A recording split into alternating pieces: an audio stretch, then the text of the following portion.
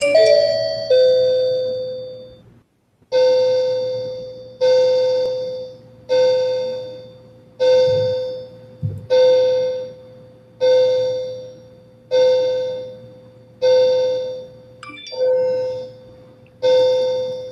I want to welcome everybody to Unconventional Wisdom, the CSE Investment Podcast.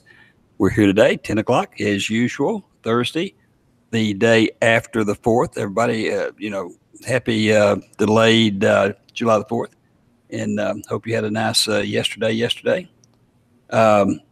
If you want to call in, the number is 214-377-1108, 214-377-1108. If you want to send an email, it's podcast@compoundstockearnings.com, podcast@compoundstockearnings.com. And we will address your email on this session, or if we get too late, we'll address it later. Cezanne just now getting in. And so we're only missing Keith. Keith may be signing on here a little later. And I think that's about it probably for the day. Got Marcus on there. Oh, there's John. Hey, John. Morning. Hey, oh, golly, John, your microphone worked the first time. Oh, it did. I didn't have it turned off, I guess. Great. You're really getting this together. Hey, Cezanne, how's everything down in Destin? But now Cezanne, she can never have her mic turned on either. Look, she's trying to figure it out. It's always amazing how she has this expression on her face when she's looking at the computer. I don't even think she's hearing me. Anyhow, I think she might be frozen. Like she's lost it. Yeah, she's lost it. Yeah. Okay, Dirk. I was telling him a while ago, Dirk, before we went on the air here, that you just got back from Puerto Rico Monday night, and I'm heading down there this Saturday, so I'll be speaking Spanish for the next several weeks, and that's exciting. I was reading today, there was an article, and you see these articles all the time about how the younger people or they don't really get any financial advice as they're growing up, and the parents try to give them financial advice, which isn't real good because the parents aren't particularly real good at it, and that's what the article was saying. I got to thinking, CSE just comes into people's lives so easily, so many places. Like when you sign up and pay for a seminar, adults, the kids can attend free, until they're 21 years old. And to not take advantage of that, and a lot of people don't. Used to, a long time ago, we used to once a month give away $5,000 to. We had a drawing, and people that had kids that attended, they had to attend the seminar, and then we'd draw one before the seminar was over on Sunday and give them $5,000. And then, just to show you how absolute crummy parents could be, after many months, we discovered that the parents were taking the $5,000 and going to buy beer with it or something, like prostituting their kids. They can come to the seminar to try to win $5,000 and then go somewhere else, so we quit doing it. But they can come, for free at the seminars. And so what better way than have a kid learn how you can take $1,000 and use that and work a few minutes a day, and no matter what technique you're used of ours, and end up with all kinds of money where they can retire at 35 years old instead of, the rat race all the way to 45 or 55 or 50 or 60. So that was my thought for the day. Cezanne, you don't look any browner. Have you got I'm brown. Are you brown? Yeah. It's just the lighting. I'm outside now because the internet just doesn't work real well. Oh, okay. Are you are you like on a boat? No. Seems like your house is kind of moving around a little bit. I'm at a house. Okay. Okay. So John, that was a great email. You want to kind of give a little summary of it? It'll be obviously in the Cal report, but it's just like, you just follow it up again, and fantastic email. Thank you. Kind of give a little summary of what the returns were. First one I got into was a little slow. It came back up to 8.89%. This was a momentum trade, as was the next one. Took me over the weekend 3 days. But I was investing in tomorrow's close. So it was about 7 or 8 days out when I started it. And the second one came out to be 27.22%. So a total for the week of about 36, 37%, averaged about 18% per trade, and I didn't do anything else for the rest of the week. Yeah, you're talking this week though, right? Yes, it was going to expire this next week. I didn't go that far. I guess I have not seen that email because I'm looking at the last one for the end of last week. Oh, okay. So I hadn't even seen the one you're talking about. Well, that's good. I mean, it's only been essentially one decent trading day because the market closed at 1 o'clock yesterday. Right. Yeah. I was actually done Monday morning. It had gapped down real quick, and it was just like an answer to my prayer. Okay, we got that done. Then we're going to go back up. So. Oh, well, that's fantastic. Joni, did you go? You must have gotten that email because I think you went over today. Mm-hmm. Yeah, I got it. We talked about it today. Oh, okay. John, would you send it again so I can put it in the carry report? I sure will. I don't have it.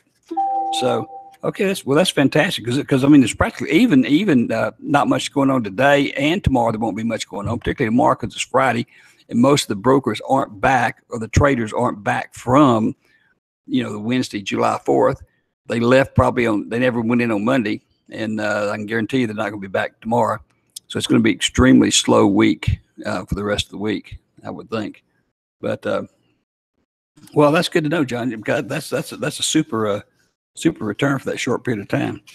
I know Cezanne and Joni didn't have a trade today. I don't think, did you?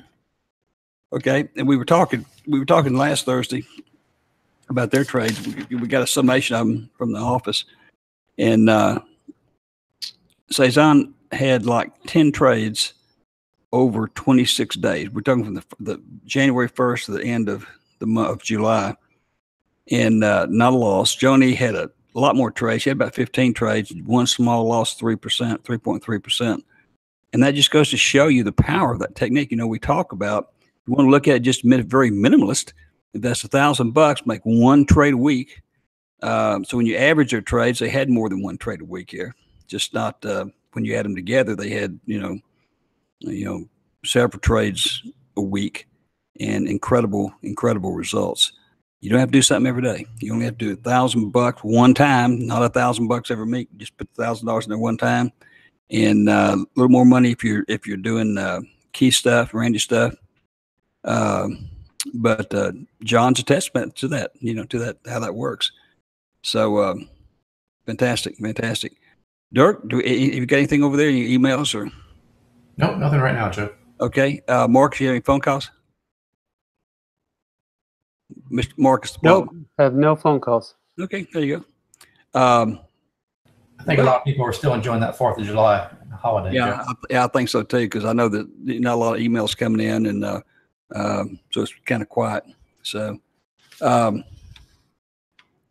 well, does anybody else have anything we can talk about today? It's just pretty quiet. Keith was able to join the call. Let's see what Keith's been up to. Oh, I didn't see Keith. Oh, there Keith is. Hey, Keith. I snuck in here. Yeah. Yeah, I usually see you because those great big huge ears you have. Yeah. But hey, well, what's going on up there in your life? Well, it's just toasting one up here in Maryland this week too. But like watching paint dry in the market this week too. Yeah, just slow market and just learn to just sit this one out this week. Yeah. Well, I think, and I know that Joni and Cezanne had this on their program this morning. Our new trader, Marion, had what did she have, Joni? It was something super QQQ, or what was it? Yeah, she had a Q trade this morning. It's about 22%. She got in quickly and got out. Yeah. Even with a market that was really slow. So that's pretty aggressive, experienced trading. Yeah. She did a good job. This soap opera that my wife watches, of course, I never watched it all, called Days of Our Lives. The girl's gotten older now, but she used to be the, what was she, Pat, naked heiress? Yeah, because she was in one ad naked, and then for the rest of her life, publicly, she was the naked heiress. So Marion is the, of course, Marion was the one that said she traded nude. We didn't make that up. So that was before John got here. John be so excited. He'd been here several years ago. And that was going on.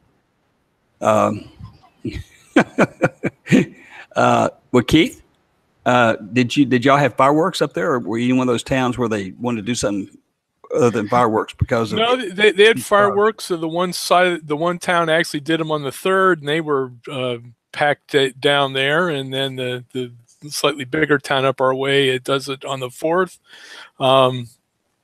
I tend not to do those because it takes forever to get out of them.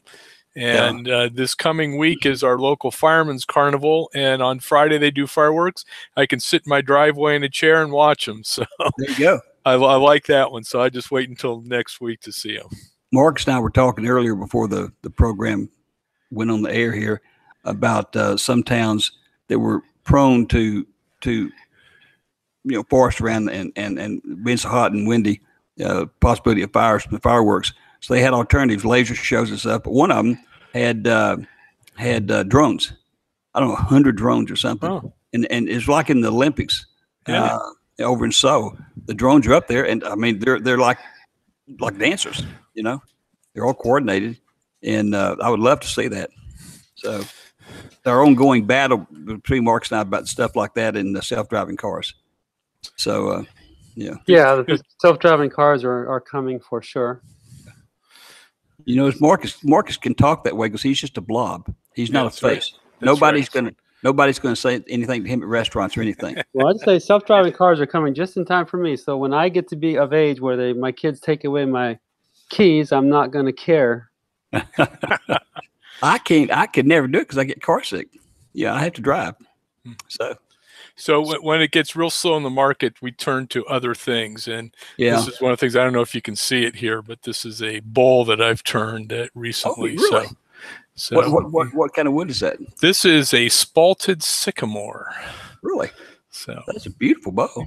Yeah, thank you. I know you've got your work. Well, you got a pretty extensive workshop, I think, don't you? I do. Yeah. Okay, fantastic.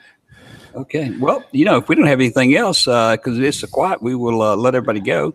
Appreciate it, and come back next Thursday, 10 a.m., and we'll have a full market week. So thank y'all for attending. I know Dirk had rushed to get there, and Keith did too. So appreciate you guys. John, have a good time up there in Chicago. What do y'all do in Chicago for do you shoot people or what? We're just sweating right now, waiting for the cold front to come through tonight. But we have no Cubs game today. We're taking a day off. It's so hot. Okay. We get the heat prevention of those Reds. Okay. Well, thanks everybody, and we'll cut it off now and talk to everybody later. Okay. Have a good week, everybody. Bye. Have a good one. Bye. Bye.